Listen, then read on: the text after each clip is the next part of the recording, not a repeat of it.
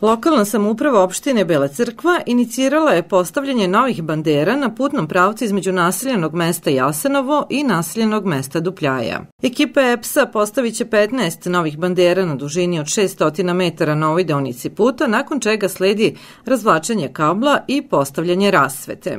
Evo, kao što možete da primetite, predlozi i zahtevi meštana Dupljaje koji su bili opravdani bit će ispunjeni.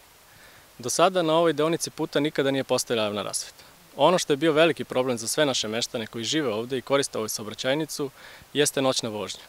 Jer je ovo kratka saobraćajnica koja spaja dva naseljena mesta i na kojoj ima dosta pešaka, naročito dece koji se u večernjim časovima vraćaju iz škole.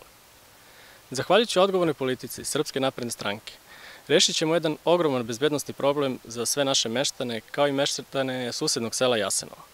Zahvaljujem se na razumevanju i saradnji predsjedniku Skupštine, kao i predsjedniku opštine Bela Crkva, koji su zahteve naših meštana razumeli i podržali. Meštani naseljenog mesta Dupljaja kažu da će ovo puno značiti, posebno za decu i mlade koji peške odlaze u Jasenovo, ali i za sve ostale učesnike u saobraćaju koji se nađu na ovom putnom pravcu. Vaša kuća se nalazi ovde na ulazu u naseljeno mesto Dupljaja iz pravca Jasenovo. U toku su radovi na postavljanju ovih novih bandera, doći će i rasveta koje nije bilo na ovom putu. Koliko će ovo značiti za sve stanovnike naseljenog mesta Dupljaja?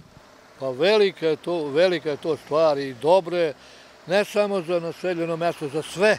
I stranci ko dolaze, ima raskrsnica tu kojima možda uđe. Ne zna di je šta. Ovako će da se vidi kud vodu osvetljenja, tu će da ide i on.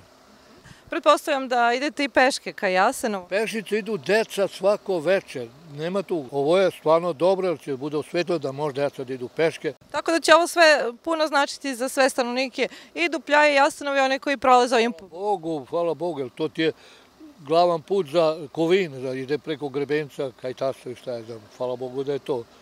Stvarno je dobro, daleko od toga da nije.